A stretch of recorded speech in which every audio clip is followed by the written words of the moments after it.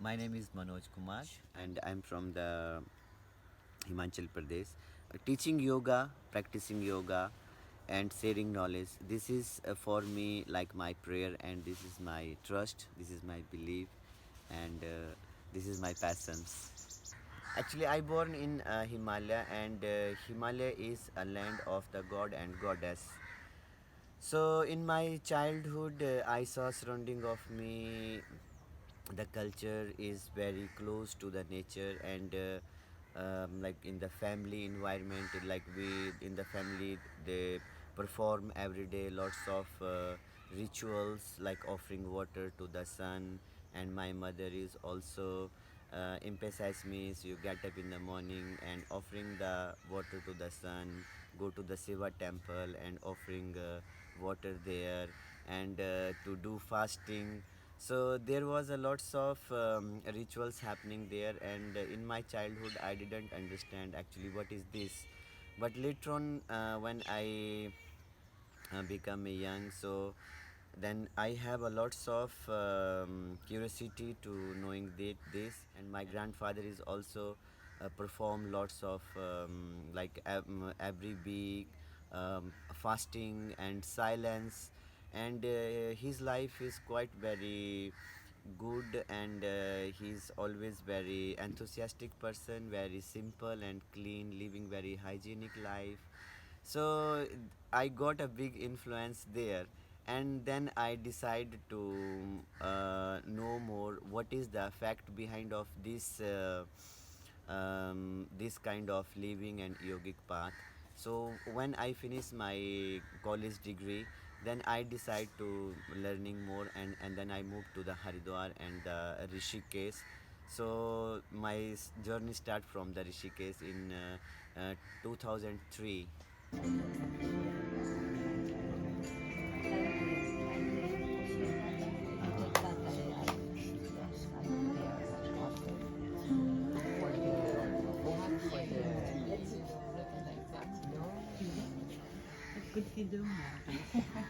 Ready, everyone? Yes. Super ready. Patanjali Yoga Sutra explain the Ashtanga Yoga, or we call it Ashtanga Yoga, and it's known as the eight limbs of the yoga practice.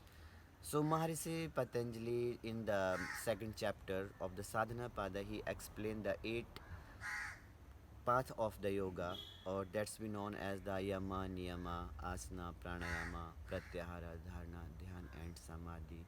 And they are not separate to each another. So like when we starting to our yoga path or yoga practice, we start from the yama, like what to do not and what to do. And so it is the enlargement between the yama leads the niyama leads the asana, and asana leads the pranayama. So this is the extension internally. So pranayama has the approach into the yoga practice, like to bring the uh, integrity between our body movement and our the mental movement. To that's called the brittis. Brittis means our to the mind is the that's workings with the senses, the five action senses and five knowledge senses. So pranayama bring the clarity in our mind, and it's bring the balance into our hormonal system, to integrity between our action and integrity between our the thought process. So pranayama is the technique that we first to purify our both channels, that's the right nostril and the left nostril. And when our pranayama is getting more effective and more effective, so it's awaken our intuitive mind. And when our intuitive mind it start to work, and we get the connection with our the intuitive mind, so that we can heal ourselves very nicely, because mind has the tremendous power to healing ourselves. So without pranayama, asana is just a dynamic exercise of the body, but if we not involve the breathing there, so yoga asana is just only the performing of the exercise like weightlifting, jogging, running. So pranayama leads to bring the deep relaxation in the body and to strengthening the internal organs. You can close the eyes. If it is difficult, you can open the eyes. But keep the spine straight. Only the shoulder move and breath move. Rest of the body is firm.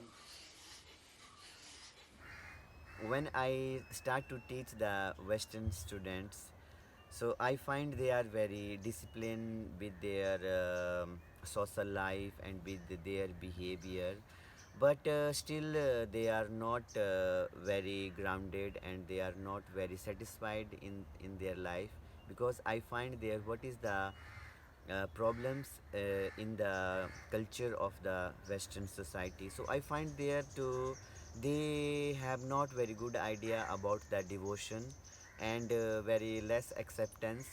So mostly I suggest to my Western student in the beginning to first to improve your devotions and make yourself intuitive and exceptional to the acceptance. And I suggest them to understand the what is the effort and what is the strain. So when we do the efforts in our practice or in our life to do something or achieving something, so acceptance means to the permission to yourself. So when we do the things with the acceptance or the permission, the things come to us. But if we do it with the strain or stress, so it is the cause of the competition and it is the cause of the hate. And when the hate and competition is rising in our mind, it makes our life so complicated.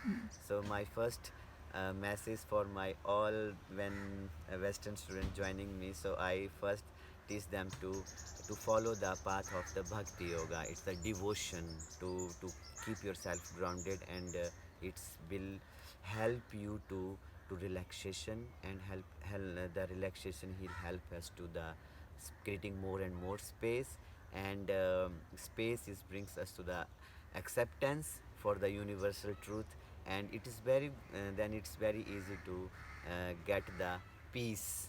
Peace means to when everything is in order surrounding of us, everything is very static, very stable, and moving gradually in our life, it is the peace. Because in the Western culture, yoga, they understand yoga is a kind of exercise to work out with the muscles.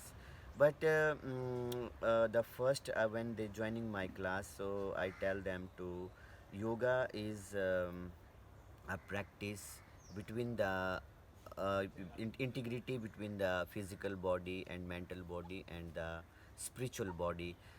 During the dynamic practice, it is the harassment of the energy, and it's make our organs very low and weak, and it's also affect our the nerve system.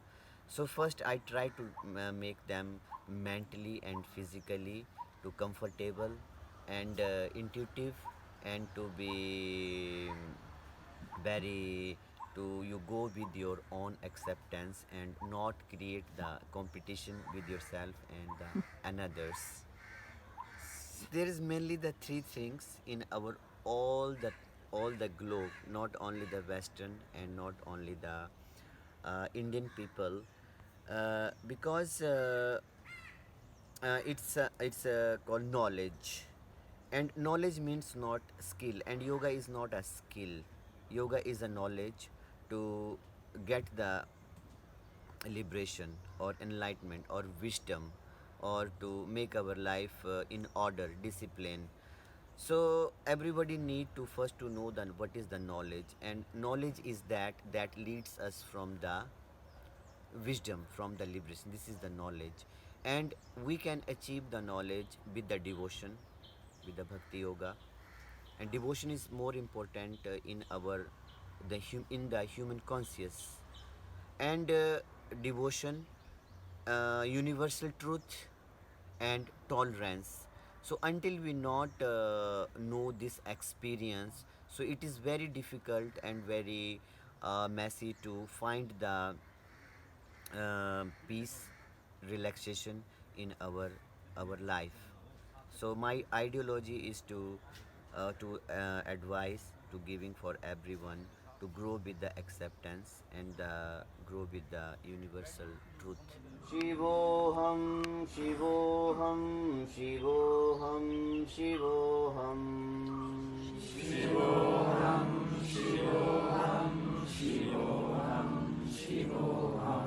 What is the suffering?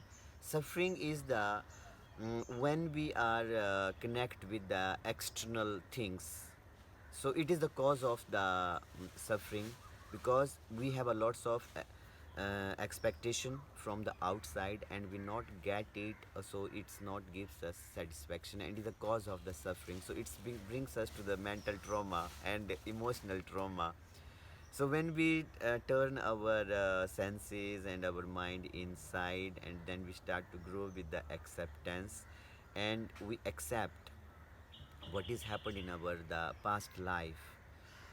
It was done, it's a past. So now we looking forward into the future, and we should how to learn to love myself, how to take care of myself, and not giving permission another to harass my mind. And this is very easy way to growing into the acceptance things, and remove the sufferings. So this is the nice medicine for that. Namaste. Namaste.